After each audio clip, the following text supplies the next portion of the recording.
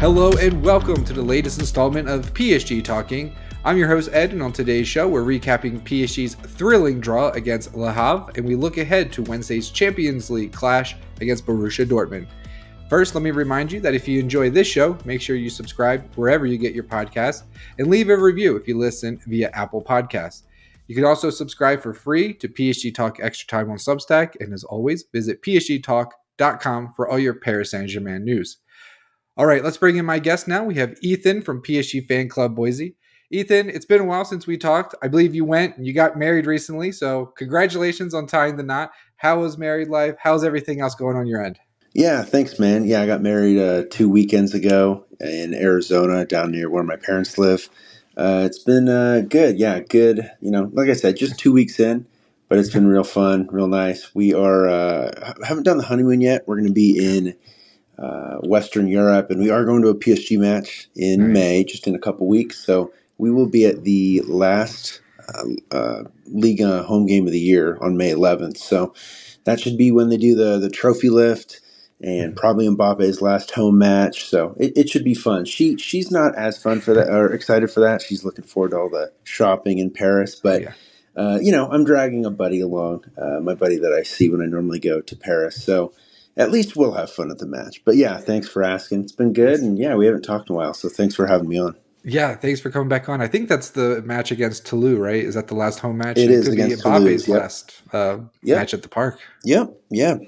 In a PSG shirt, if he goes to Real Madrid, we may play them. Yeah, just real quick before we get started, I had someone reach out to me about, just kind of general tips for someone going to the Parc for their first PSG game. And I said, get there early, probably no less than an hour early, make sure you enter through the right entry point. Otherwise you'll have to walk around the stadium and that sort of thing. And, and this sort of applies to American sports. You never leave at halftime to get anything to drink or eat because you're going to miss the start of the third quarter or the second half or whatever it might be. Yeah. So, but just any other tips for anyone listening out there going to their first PSG match? Yeah. Other than get there early,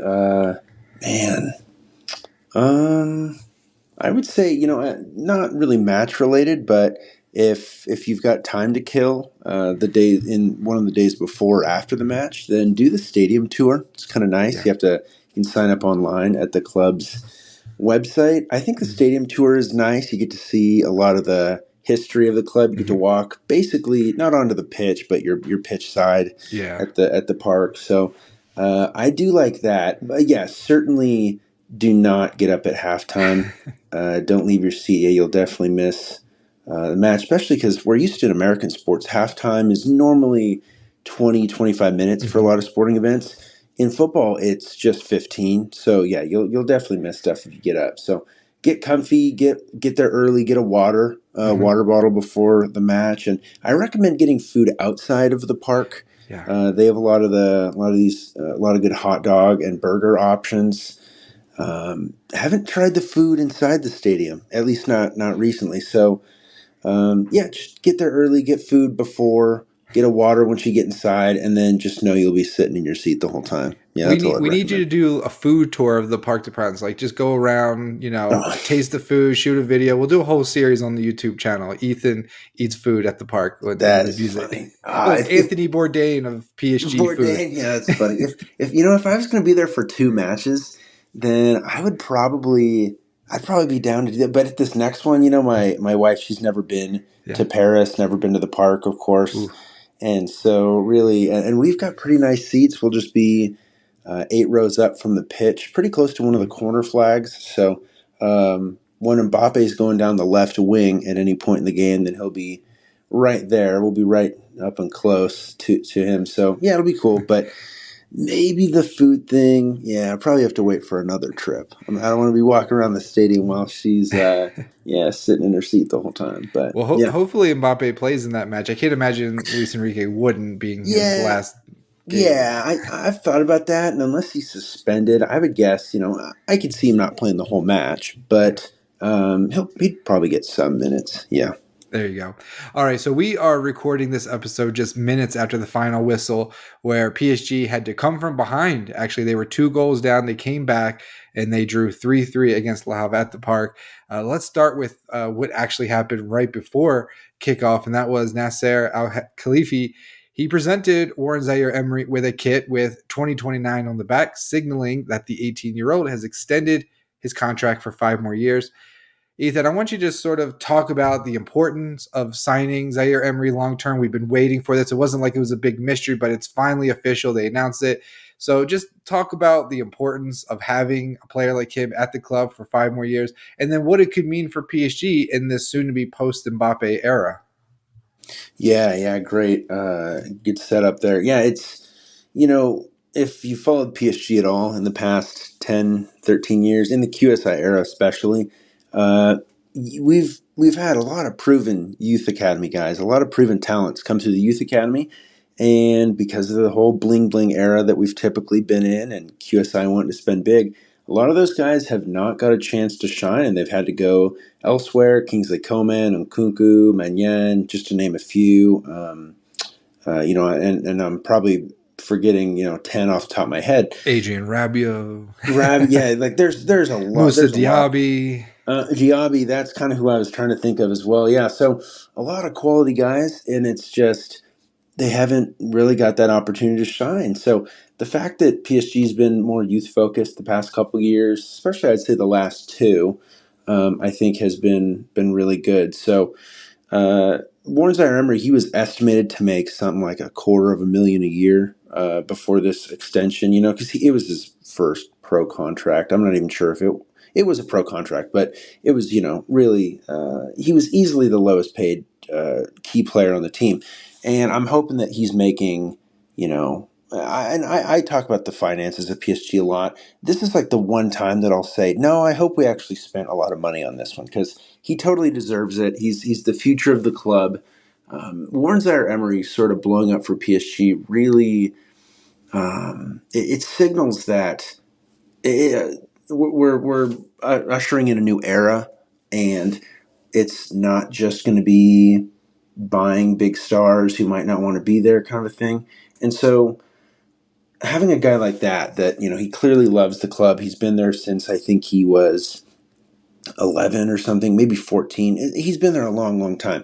And we've seen the photos of him as a kid in a PSG jersey when he was probably like 7. So having a guy that just absolutely loves the club, homegrown, Paris born and raised, it's awesome to see. So I hope that we get the extension of some guys like Maulu soon in the future, Ethan Mbappe if he wants to stay. Those are other guys who are born and raised in Paris. And it's just good to see that we're taking the youth academy seriously for once, and that's what a lot of PSG fans have said for a long time. If we had focused on the youth academy, then short term we maybe wouldn't have done as well, but after a couple years, in the QSI era, we maybe could have had some really, really strong teams, or at the very least, had these guys play and then they blow up for us after giving them due time to develop, and then maybe we sell them for a huge profit. So,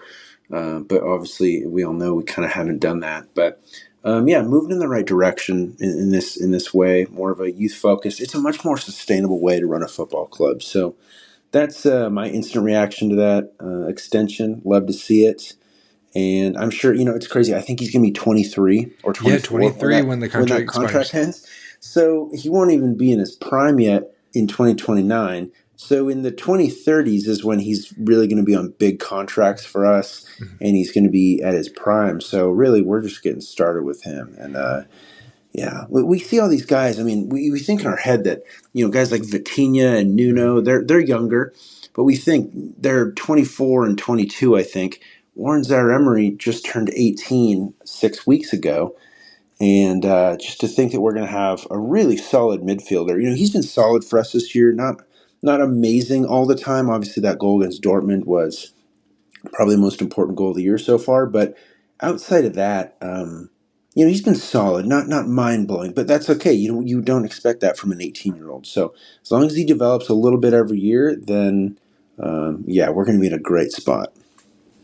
Yeah, right now I'm looking on Transfer Market. They've got his market value at about 60 million euro. I don't know if if PSG would have, had to break the bank to sign him in this contract. I don't know what his wages are. He's probably mid-tier in the club, and it's really Yeah. going to be the next contract where I think he's really going to cash in if he continues to progress. But he's going to feature in the France national team.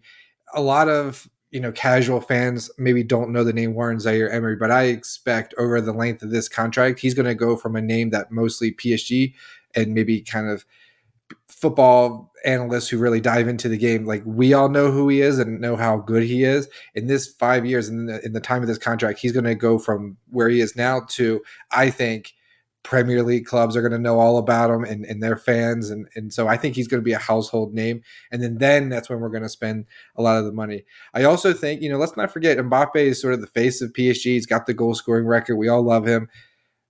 But he came from, he played at Monaco, but Zaire-Emery came up through the youth system at PSG. He is homegrown. He's exactly what, Barcelona, what they do with a lot of their young players. And so Warren Zaire-Emery is really ours, and he's not going anywhere. Like you mentioned, some of those other players have gone off. And so this really does signal a new post-Mbappe era where we're going to grow these young players. We're going to keep them at the club. We're going to give them an opportunity. And it seems like Luis Enrique is more than happy to give these players an opportunity to show what they can do. So I personally am very excited. I know everyone, oh, you're losing Mbappe. It's going to be down the toilet for PSG, but the future couldn't be brighter. And Warren Zaïre-Emery is certainly a big reason for that. So when they announced that, it was kind of a surprise with the 2029 kit. It was the fireworks going off, the fans were singing. And I just, not only what he does on the pitch, but he grabs the megaphone, he sings with the ultras, he gets the culture of the club. He wants to be here. He's got it in his blood. So he's just the perfect face of the club, and I can't wait. I mean, I guess my next question on this, Ethan, is: do you think next season he's the captain? Do you think that maybe Marquinhos either moves on or relinquishes that? Do you think Zaire-Emery steps up, takes the captaincy? Yeah, I'm going to go with no, because at the beginning of the season and early on in the season, you and I talked a couple Mm-hmm. times, and a lot of fans were talking about maybe it's time to move off Marquinhos. Marquinhos has been real solid for us this year. I can't see the club moving off of him next year.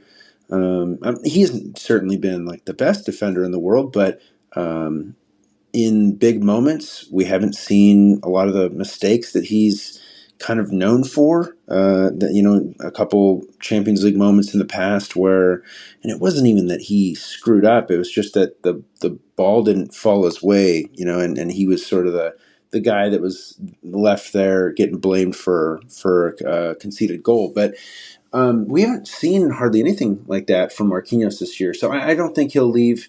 I think he should be the captain, or he will be the captain next year. But PSG does this funny thing. I don't know how many other clubs do this.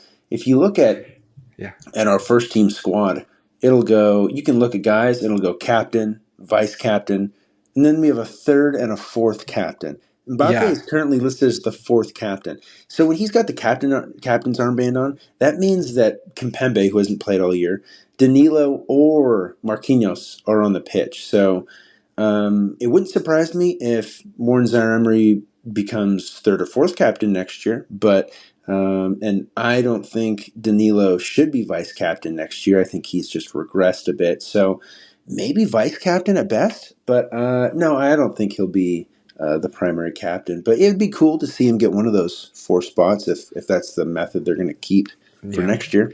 You probably want your captain to at least be of drinking age here in the U.S. An 18-year-old Yeah. captain, yeah, maybe Uh-huh. wait a couple years, but Yeah. if anyone could do it, it would be him because he does not play like an 18-year-old. He plays like a grizzled veteran. Again, his physical stature is just incredible. The way defenders bounce off of him, the way he can command the midfield. So he plays well beyond his years. But yeah, let's give him a couple more years before we give him the yellow armband. But yeah, vice captain or maybe third tier captain, something like that, certainly could be in the cards for next season. All right, even let's go ahead and dive into this match. Oh man, what a match it was! It ends 3-3. At one point, PSG late were down 3-1. They had to battle back. They had late goals from Hakimi and then Ramos there in stoppage time. We'll just start with a simple question: what did you like from this match, and what didn't you like?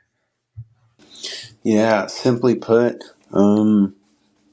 My favorite thing in the match is that no one got hurt because that was the most important thing. I When know they that we brought were. in Mbappe, I said, "Here it goes. He's going to roll his I ankles. He's know, going to and blow a knee. Something." gosh, I just think back to I think the Coupe de la Ligue final in the COVID year against I think Saint Etienne, and I can't remember the name of that really old guy. He's retired now. He was like their 37-year-old captain at the time, and he got Mbappe to roll his ankle real bad. It was like a red for the Saint Etienne player, I believe. And then Mbappe probably wasn't 100% the rest of the season. So when he was playing in the Champions League final, I would suspect that his ankle wasn't 100%. And probably wouldn't have been the difference between winning that final, but it could have been. We'll never know. And so, yeah, I was thinking the same thing. Just, why did we bring him on if he gets hurt right now? I will say this. Some of these teams in France, they don't like PSG a lot. Well, none of them like PSG because we're the team to beat always. But some of them are thinking that some of them would not hate to screw up our season. If we were playing Marseille right here, we would have seen just some of the most horrific tackles ever against some of our players because they're It's trying to wipe very us out. true. And so I do appreciate that a lot of these players now, though, on other teams, I feel like they've been a little more aware recently. And maybe it's just because of all the injuries that Neymar had, because we've seen how good Neymar is and how crucial he was in a lot of these Champions League games for us, but he was just hurt. He was always getting these nasty tackles on him and wasn't available as much. But I do appreciate how a lot of these teams are, they're going to play hard, but they really are trying to make sure that that Mbappe and our other key guys aren't getting hurt. They're not trying to hurt our players for the most case. So I felt like I saw a little bit of that today. They played hard, and but yeah, every time a player went down, even just like when Ramos went down near the end of the match, I was like, oh, don't let it be serious. So that was my favorite thing. No injuries. What I did not like is, and the right side of the defense, Marquinhos, Hakimi, those are our normal two starters on that side, and I feel like Lahav just caught us out of position a good amount, despite those guys being there. And their first goal came on their left, which is where those two probably should have been. So defensive positioning not great. I've already mentioned Danilo had a bad game. He's really regressed this season. Kind of a bummer to see. But Yeah, for that first goal, Lahav had some really nice one-touch passing, and maybe yeah, it caught us off guard. I thought the defense was just watching the ball a little bit more, but yeah, then when they switched the play, it was so comical. Like all four of our defenders, were like, "Oh crap, we left a guy wide open." They're all like sprinting over, and then I think it was yeah, O'Perry who got the goal. He was just wide yeah. open on that side of the pitch on the left side. Yeah, it was just comical watching our defense just sprint over. Yeah, and I feel like it was they got us ball watching just a bunch, like you already mentioned. But I feel like a lot of times during the match, we were pressing pretty well in their midfield when they were in our attacking third. But a couple times I look back and I just see the two center backs sitting there and in the box, and there's three Le Havre players waiting for a cross, and it's like they have a numerical advantage right now. If they're able to just whip in something half accurate, then they might make something of that. And I saw our defense all over the place today. So I think a lot of that has to be Danilo just struggling and Beraldo playing out of position again. But Yeah, still, we heaped a lot of praise on Beraldo, but he's had a couple of stinkers, and you're right, he's playing out of position, and so it's hard to blame him too much. Again, he came in January, but yeah, not a great performance from him, and then Danilo especially. He yeah, gave away the penalty. What did you think about that penalty? I thought it went to VAR. I thought it was a good decision, but yeah, what did you think? yeah. I did as well. Yeah, I mean Yeah. it wasn't like super gnarly foul, but if in any other part of the pitch, it's a foul. He got there late. He didn't get there. He didn't make contact with the ball at all on that one. Actually, he just got the guy's foot, and yeah, definitely a penalty for sure. But last thing, I don't want to ramble on too long about that. I want to give you time to talk. But one other thing that I did like from this match that was really really stood out to me is, and I've been talking about him all year, Gonçalo Ramos got an assist, got that late goal. The guy is just so good. And we talked about at the beginning of the season where at the end of matches when the tactics haven't worked and you just got to, tactics are out the window essentially. If you just can get an accurate ball into the box, then a guy like Gonçalo Ramos is going to get his head on it more That often header than was the average player. phenomenal. That Oh, header it was was amazing. world class. I mean, Harry Loved Kane couldn't have done better. one of my favorite goals of the whole season. Yeah, I love seeing Gonçalo Ramos score headed goals. Reminds me of Cavani, and man, yeah, that was Cavani-esque. that's the way I like football to be played personally. And I know we don't play that way. We're not a team that wins aerial duels, and we don't win with aerial superiority at all. We're actually near the bottom of most of those kind of statistics in the Champions League and even in Liga. But I love goals like that. So that was, yeah, love to see it. So yeah, he stands out. I mean, he has a greater, I think, goals and assists per 90. I think he's like top 15 in the world so far, like this season. So that's just telling you, Yeah. even with Mbappe on the pitch, when he's clearly not going to be the main man when Mbappe's on the pitch, because I mean, Mbappe is the best attacker in the world, probably best player in the world. But even despite that, and of course, Gonçalo Ramos is on a team that can feed him a good amount. But I've mentioned we're not great at crossing, our deliveries aren't amazing, but he's still putting up numbers that if he had played Mbappe's number of minutes on this season, he would be. I think we'd be talking about him as, he'll be top 10 in the Ballon d'Or voting, kind of a thing. So. Yeah, he's got 10 goals and 25 league on appearances. Again, he's not starting all these matches. He's coming in as a sub primarily. Yeah. And then 3 goals in the Coupe de France. So, Yeah. yeah, when he gets an opportunity, he's banging them in. And, the goal that he scored, let's not forget about Kang-In with great service there. Just put it right where it needed to be. Yeah. So let's give him a shout. I thought he had a good game. And then you said, Gonçalo Ramos had an assist. I mean, what an assist that was. He gets the ball, he holds it up, he looks around and he plays Hakimi who's running in. I mean, how many other teams are having their striker playing the right back for a goal? I mean, it's something that's sort of unique to PSG, and I just thought that play was phenomenal. So both the assist and the goal were just exceptional from Gonçalo Ramos. Yeah, they were both really good. And I'm trying to look up a stat here on the fly. That's okay, and I'll just fill time. I mean, and it was also at a crucial time. Yes, it's Le Havre. Yes, they are battling relegation, but PSG were down 2 goals. There were 10 minutes left, and he picks out the pass to Hakimi, and then he scores the header to equalize. And so they were important goals. I mean, we want to keep that streak going, and PSG didn't clinch the 12th league on title in history, but a draw certainly helps. So hopefully next match, the PSG can get it done. But I just wanted to underscore that it was at a crucial time in the game when he stepped up. Yeah, and I'm trying to find the stat. Okay, so yeah, I think this site hasn't updated, but whenever it does, then as far as goals and assists, and he only has 1 assist on the year. It was that one today. But even just with 1 assist, Ramos is like top 40 in the world for goals and assists per 90. As far as actual goals, he is, again, this is not updated, but he is 15th. And he scored again today. So I imagine he's going to, the guy is he's scoring at a rate that's top 15 in the world. And the guy is not even getting highlighted as the focal point or the target man. So yeah, can't say enough about him. Yeah, at least not this season. But I expect a big season from him next year. In PSG, they knew. I mean, they paid 65 million euro for him, so that's a hefty transfer fee that they paid to Benfica.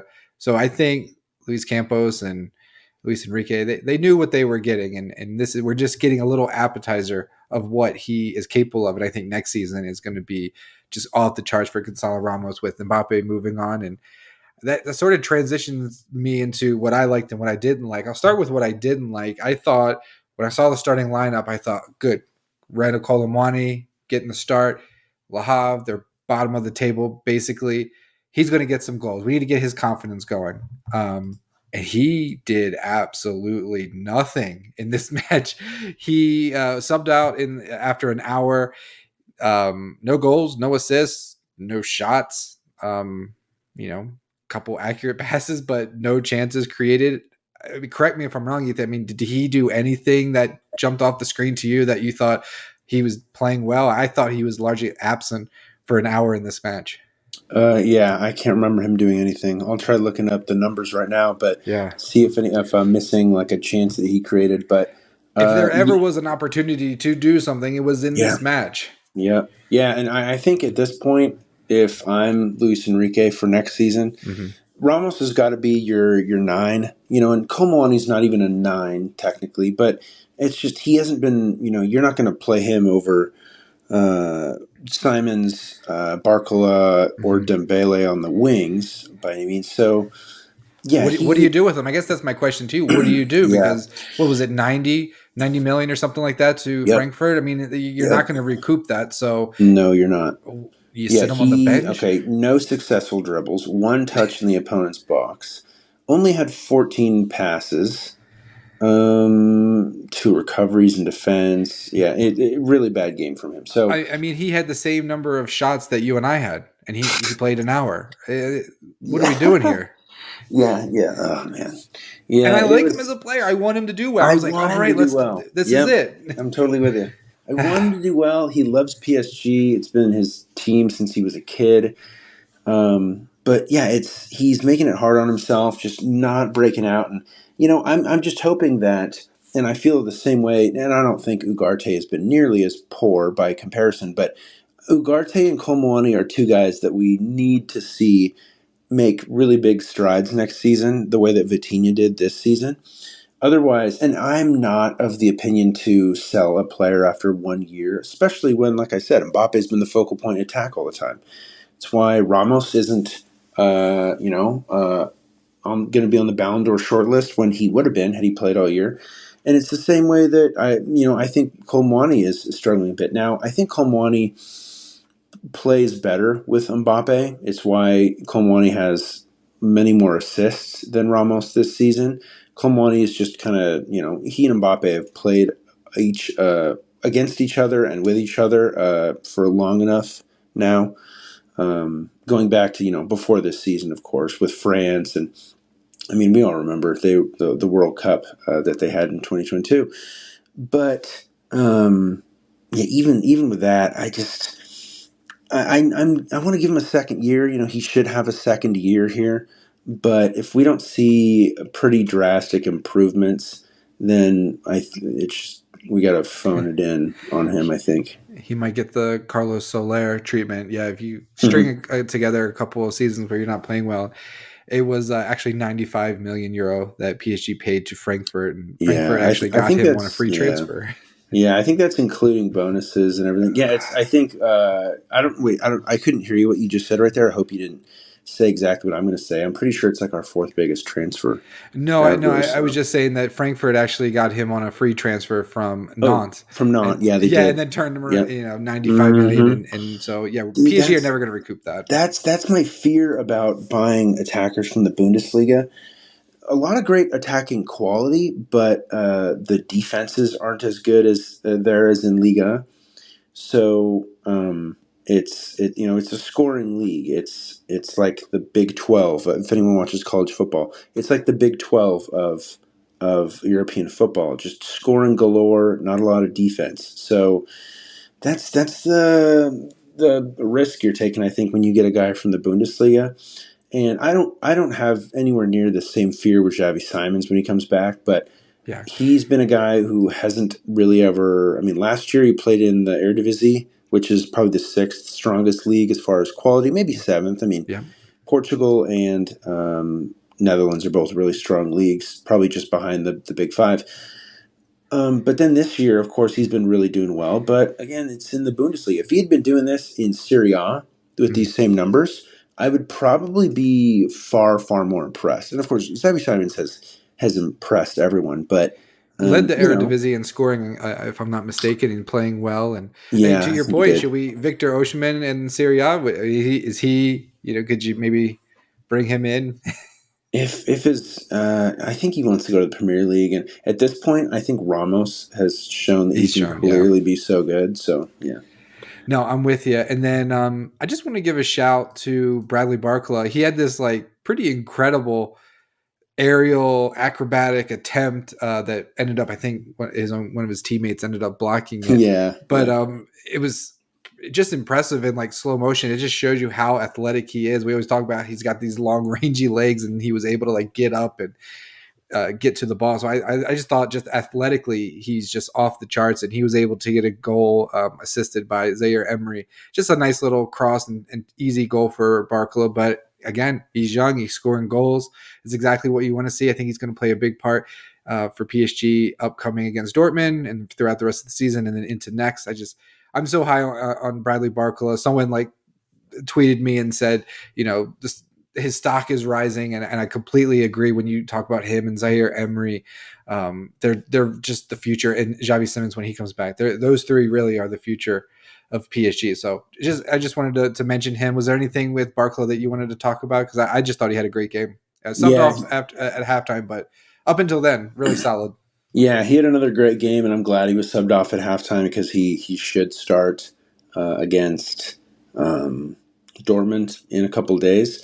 But yeah, he's been so good, and I love that when I just feel like the way that we built this squad with Simons coming back, and we don't know if he's going to play as an 8 or a 10 or a winger, but him and then Barcola and then Dembele, it's like we like Campos and Luis Enrique, they built the squad a little bit so that even when Mbappe's gone, we're still going to have a pacey young French Yes. winger in Barcola, and that's what Mbappe's been for us for a while.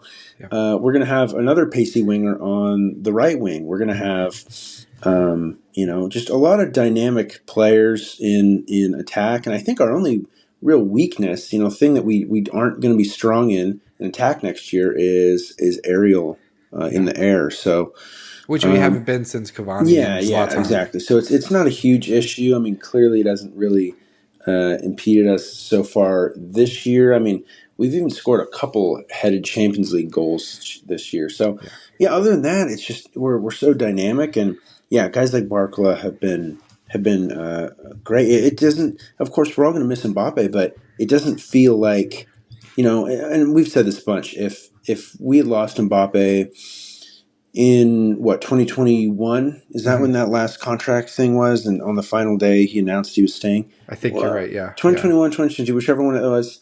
If we had lost him right then, I mean, we'd have been screwed. Now it's just with a guy like Barcola and a couple other these young guys that we've talked about on this episode. Yeah.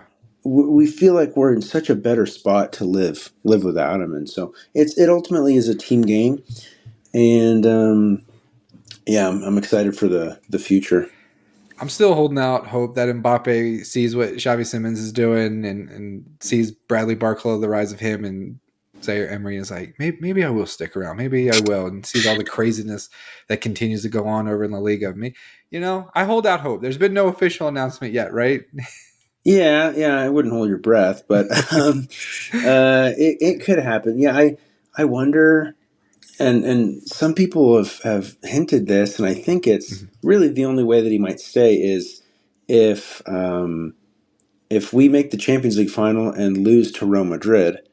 Then remember, I mean, the last time we lost to Real Madrid in the Champions League, Mbappe ended up staying, and it was, we don't know, but it could have partially been because he's like, well, you guys just beat me. I don't want to, if we lost to them in the final. And then he goes there. I mean, he's pulling a Kevin Durant. Let's be honest. It's so bad. He has to understand. He's an NBA fan. He goes when NBA goes over to Paris. He has to know. Yeah. Dude, that looks. And I know just that not good. He's not trying to make it look that way, but it's just going to look so bad. Like, man, you realize that it just looks like you're ring chasing, right? Yeah. So, well, and you look at Erling Haaland. He's 1-1 with Manchester City, and I know that Manchester City, they've got Pep, they've got unlimited funds and all of that, but it was still the first Champions League title for Manchester City. So he gets a lot of credit for going there and delivering it. I just think any big player goes to Real Madrid with the squad they have just to win the trophy. A little golf clap. Okay, you got it on your resume, fine, whatever. But let's stick with the NBA reference here for a second. You look at what Nikola Jokic has done at the Denver Nuggets, infinitely more important to his legacy than Durant's title with the Warriors. Just no doubt in my mind. And I'm a Lakers fan. Yeah, and I'm from Los Angeles, and so it's the same thing. Like the Lakers are essentially the Real Madrid of the NBA. So it's I used to just have the mentality of, oh, like we're the greatest. Like, why would anyone not want to go to the Lakers? And over the past 5-10 years, especially when the Lakers weren't super good for a bit there, around the end of Kobe's career and then before 2020, I've really come to understand, okay, I kind of get players not just going to the Lakers to continue on the legacy. I'm much more sympathetic to those who don't go to these teams, these historically great Mhm. teams. And so respect to Jokic for that, and all these guys. I mean, Giannis Mhm. the year or two before, Yep. yeah, yeah. Just remember what LeBron said. It's just basketball, Ethan. It's okay. It's just basketball. That's what he said in his post game. I saw that. Yeah, yeah. You know what? I won't comment on this season, but Well, I think yeah, let's get back to Le Havre here. We'll yeah, wrap this one up. So 3-3 PSG. They can't celebrate, but the champagne is on ice. It's going to happen sooner rather than later. So PSG top of the table on 70 points. Monaco behind them in second with 58 points. So up next for PSG, we'll preview quickly here the Dortmund match, but the next Ligue 1 match is going to be the one that you're going to be at on May 12th against Toulouse. So something to look forward to. Hopefully it'll be a nice little celebration there.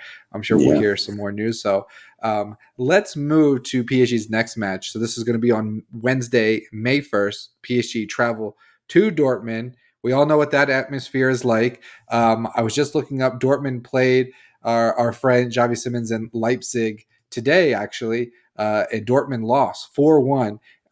You had Xavi Simons had a really nice assist.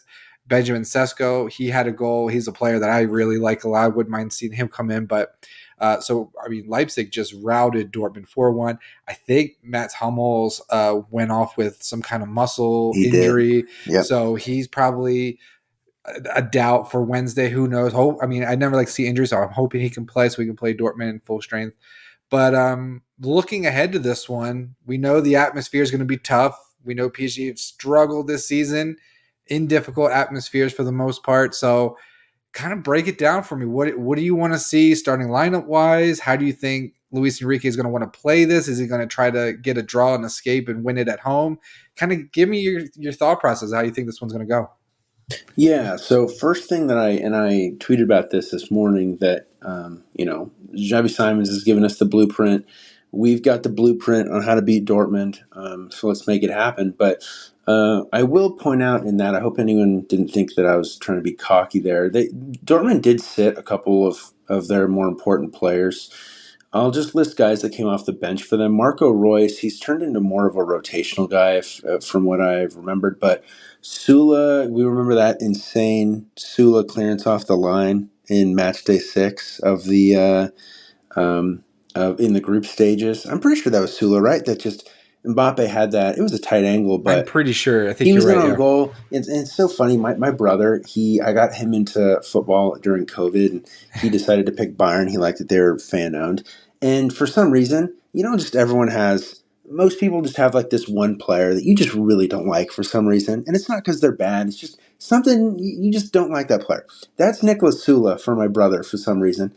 And so when Sula had that save off the line, match day 6, my brother was like more upset than me that we didn't score there. So he came off the bench. Bino Gittins and Mukoko came off or the bench for them. They also sat Sabitzer. So not a full strength lineup for them, but certainly not a weak one either. But that's the thing. If we've seen in the Bundesliga, if teams play really open, then you can put goals past them.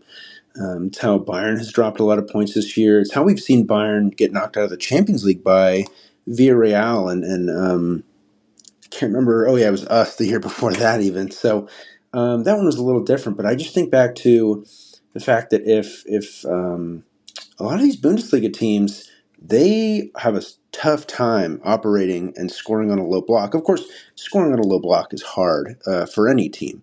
I'm not saying that just because we're PSG or just because a team in another country, they're going to score willy nilly. But I feel like Bundesliga teams historically, have struggled more against that. So I wouldn't hate if we sit back, and I feel like a lot of they only scored one goal against us between both of our group stage matches, but every single chance that they got, from my memory, is when we were playing open and we were trying to play really aggressive and press and win the ball in the midfield.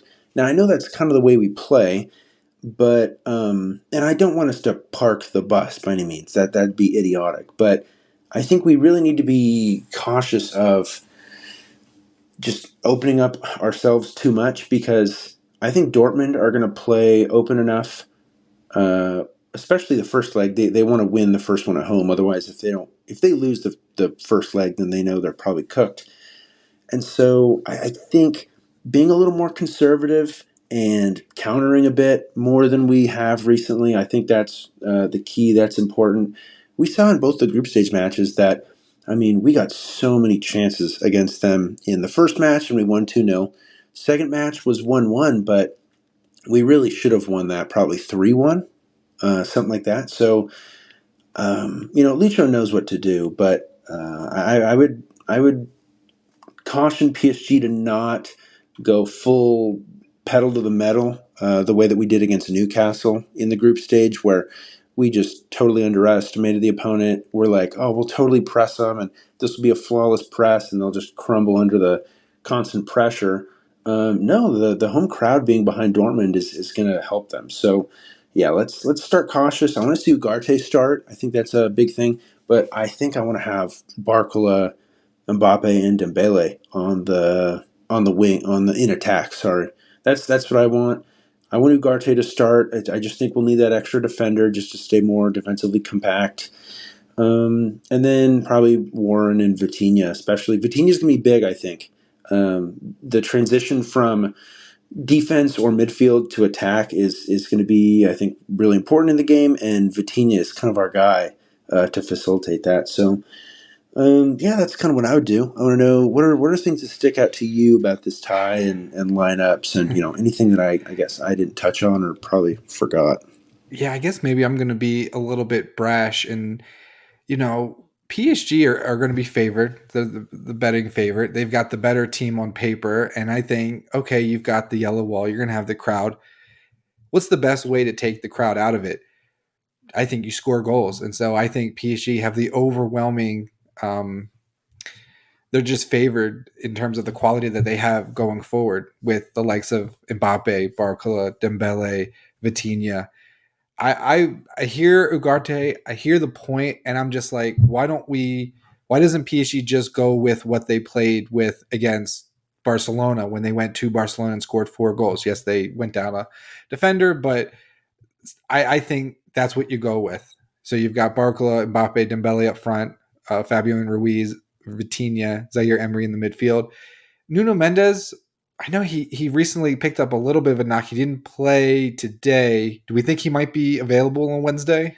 I bet I'd be really Yeah. surprised if he didn't play. So Yeah. I would go with him, Lucas Hernandez, Marquinhos, and Hakimi. So the exact same starting 11. Have Ugarte there just in case if, like what happened against Newcastle, if your midfield is getting overrun, you could bring him in. But let's go in there and let's push forward. Let's get goals. PSG have the advantage going forward, I think. There's really, who scares you on this Dortmund side scoring goals? Jadon Sancho, he scored today. Okay.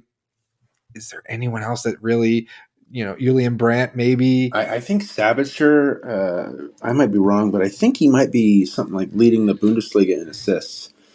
Yeah, Who? okay. No, it's maybe I'm thinking of someone else, but Sabitzer has been, I think, really really good for them so far this season. So Well, I he's look at the stats for the first match that PSG won 2-0 at the Park. Dortmund managed to get 1 total shot on target.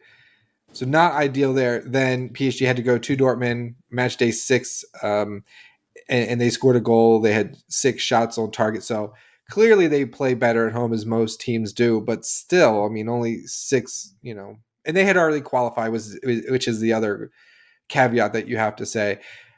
To Dortmund's credit, I will say that, as we say, like in the NFL, beating a team 3 times in one season is difficult. You see them multiple times. So PSG beat them the first time, they drew the second time. Now they're getting it together for a third and fourth time. they're going to be very familiar with each other. They're going like, I don't think we're going to be able to surprise them, and they're not going to. It's just going to be lining up, and I just think the better team is going to win and overwhelm. And I think that's clearly going to be PSG. I feel really good about this. And now I say this is going to come back and bite me, but I just think PSG go to Dortmund, silence the yellow wall, bang in 3 goals and get out of there, maybe 3-1, and then wrap this thing up at the Park. I just, you look at the teams on paper, there's just no reason to think Dortmund can pose a serious challenge to this PSG side who's really in good form right now. Yeah, that's a fair point. And I want to correct myself. It's actually Julian Brandt who's almost leading the Bundesliga in assists. Yeah, he's not a player. Him, Jadon Sancho, those are probably Yeah. the 2 that I would be most worried about Yeah. in terms of, attack. But and you said earlier in the Bundesliga they don't play a ton of defense, so you have to think if you bring in Nuno Mendes and Lucas Hernandez, we get our back four solidified. Yeah. You bring in Donnarumma, who's a good shot stopper. We kept on the 1 total shot at the Park early in the season. Why can't we do it again now that I feel like PSG are in much better form? I would, yes, but I do think Dortmund are as well. And I don't think Nicholas Füllkrug played today, but it is weird. If you look at how Dortmund, the numbers, because, I don't watch a lot of them, so I kind of just have to go off of statistics. But Füllkrug is leading them in goals, just with 12, and then Daniel Malin with 11, and then Brandt's 6. So sort of scoring by committee. They don't. They're definitely a team that is, and I'm not going to say they've had the most phenomenal season. Obviously, I mean they're 4th or 5th in the Bundesliga, but they're a team they're greater than the sum of their parts, kind of a thing. And but you're right. There's no one that really. And then you look at defensively. Say Matt Hummels isn't available. Sula had that nice clearance, but I feel like he's slow. I mean, that's my impression of their defense is just that they're slow. And so at home, okay, you want to come in. This is your Champions League final. You need to come out and score goals. Just have Mbappe hit him on the counter. And which one of the defenders is going to actually keep up with Mbappe and Dembele? That's why I'm thinking like the game plan is right there. Okay, come out a little bit. We'll absorb your pressure and just smack them on the counter and just run past them. I think that's got to be your strategy, and just it's got to be to score goals. I don't think PSG should be timid in this match. No one really expected PSG to get here. You're playing with house money at this point. Go out there and don't be scared. Don't play not to lose, and go out there and win the damn thing. Go score goals. Be proactive on the road. That's a fair point, but I will say, and I don't want us to play like real timid. I just want us to be cautious of the way that they're going to try and hit us. I feel like starting Ugarte but is an acknowledgement that okay, we're a little bit we're not sure what you're going to do. We need some extra defensive help. Okay. Well, that's the way I kind of see it. It's not a bad idea. But that's not the way I see it, but we'll just agree to disagree. But I mean, I don't hate your idea. I'm just thinking I would really not like if, and you mentioned playing with house money. Yeah. Yes, but at this point, it'll be kind of a big disappointment if we don't make the final. And even if PSG lose 2-1, okay, we're going to be upset. But you've got that ace in your back pocket. We're going back to the Park, right? And the fans are going to be that stadium's going to be outrageously loud. Yeah. Like, okay, yellow wall, we get it. Okay, but PSG have not had a home semifinal Champions League match in how many years with 20, fans in the stadium? 28 years. So I got to imagine our decibel level is going to be up there. So, okay, maybe you drop the first one 2-1 or, like PSG lost to Barcelona. And I just feel like that's your ace in the hole. You come back to the Park, you're going to win that one. You're going to score goals. So that's why I say go out and just win this in the first leg. Don't be timid.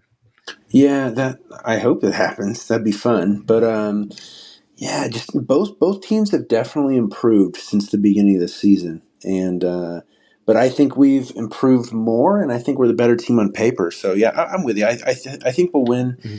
If I had to put an estimate on it, probably like 5-3 on aggregate, maybe 4-2. I expect us to win by 2 goals, probably. I like it. Well, give me a prediction for the first leg in Dortmund. What do you think that's going to be? First leg. Let's go. Let's go 2-1 us. Yeah. Yeah. I'm going to go 3-1. I like 3-1 to PSG, and it'll be a nice, comfortable, celebratory mood in the return leg. And we'll talk all about that one and preview that match. And I guess in the other side of the bracket, is there a team that you prefer? Do you think we're destined to play Real Madrid, or you think it's going to be Bayern Munich? Who do you think PSG may face in the final if they advance? Yeah. I think we're destined to play Real Madrid, but I want Bayern to win. Little Like I've revenge. mentioned, my brother likes Bayern. So any year that PSG aren't in the Champions League, if I'm going to pick one of the big teams that I'd prefer to win it, then it's going to be them. So also revenge for 2020 wouldn't suck. Um, so that's what I want. I know most fans are going to want the Mbappe versus his future club kind of a thing, but not me. Although I do think Real Madrid will progress in that. Could Bayern you have that. imagine? They both have that Champions League DNA, but Real Madrid have just been so much better through the whole course of the season. And I mean, they beat City, who's maybe the strongest team in the world. Yeah. So yeah, they'll probably make the final.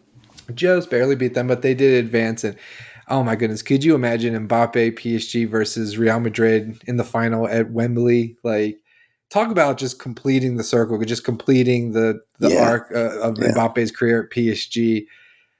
Yeah, we might have to go to that. You and I have briefly talked about it, but we're going to make a serious effort to be at that final if PSG are in it, regardless of who it is. If it's against Bayern, I'm still going to go. So I'm going to try to go. I don't think I'm going to be able to pull it off if I'm being honest, but We'll have yeah. to figure, even if we can't get tickets, just being. But my whole thing is like, if they lose it, and then I'm like, I made all this effort, I'm there, hmm all this Yeah, money, and but but if if they they win it, win, then and it's the greatest. Yeah, it's just I'm because. running through the streets of London screaming. Yeah, we do that, and then I would probably take the Eurostar the very next morning and go to Paris, and Oh then my goodness. Could go you do imagine do the that? parade in Paris. Yeah, if Ah, if I can make it, then I'm gonna have. I'll probably schedule my flight if I'm able to make this. mhm. Probably out of Paris because I'll just be like, I'll go to Paris anyway. Worst case scenario, I'll just hang out with my buddy that's there for a Yeah. bit. But best case scenario is I'm there for the parade, and that would just be. I mean, that'd be the greatest moment in club history. So to be there would be awesome. It'd be awesome to celebrate, and just everything is coming. I mean, I started PSG Talk almost 10 years ago. I think it was 2015. So like, just everything's coming full circle. It seems like PSG could be the team of destiny, but we've got to take care of Dortmund. It's not going to be an easy task. I just hope that PSG come out, they use the weapons that they have, and they just overwhelm Dortmund. Hopefully it'll be lots of fireworks, lots of goals for PSG, and they can advance through comfortably. So we'll have a lot more. We'll have something on the post game. So that match will be on Wednesday. So get excited for that, but a lot to look forward to. Um, anyway, Ethan, any final words from you before I let you run? No, I don't think so. Just excited for the next month. If we're in the final, like you said, got our Yeah. eyes on this one first. But the final is in about 5 weeks. So And we got yeah, the Coupe de it's France we're final as well. the week So lots before of that. Yeah, silverware. we are getting into go time. Yep. I guess if Monaco don't win tomorrow, they play Lyon at Yeah. 11 a.m. Mountain Time. For Okay. you and I, because we're Mountain Yep. Time. They play then. If they don't win, then we've mathematically won Liga. So Let's I'll be go. probably checking in on that game in the last 10 minutes at the end to see if we're gonna win the league then. But yeah, we'll be Liga champions pretty soon. So at least the domestic Mhm. double with Liga and Super Cup, and then yeah, and then at that point make it to the final, and then we've got a couple Liga games after the semifinals end. Like you said, the one I'll be at, and then Mhm. two more You got away Nice and games. Metz away. Yeah, we've got. Yeah, man. Yeah, we've got a couple more at the end. Yeah, Yeah, Nice and then Mets because the Nice one got rescheduled. But that's right. Yeah. those just rest everyone. Just play anyone who needs to stay match sharp a little bit. But then it's really just. I mean, it comes down to if we get through this semifinal, then we've got two matches. Lyon and then Bayern or Real Madrid away from greatest season ever. So. The quadruple. The quadruple. Yeah. He already got the Trivia Champion, so it'll be great. And we're coming up on time, almost an hour. We didn't even talk about, there's been some talk about La Liga, maybe playing some matches over here in the US. I know that's a topic we've talked about. So we'll have to save that for another time. We'll wait for more news to come out, because I certainly think Ligue 1 should definitely consider doing that, but we'll save that for another episode. Ethan, thanks so much for coming on. We'll chat with you again real soon. Thank you for listening. We'll catch you next time. Bye, everyone.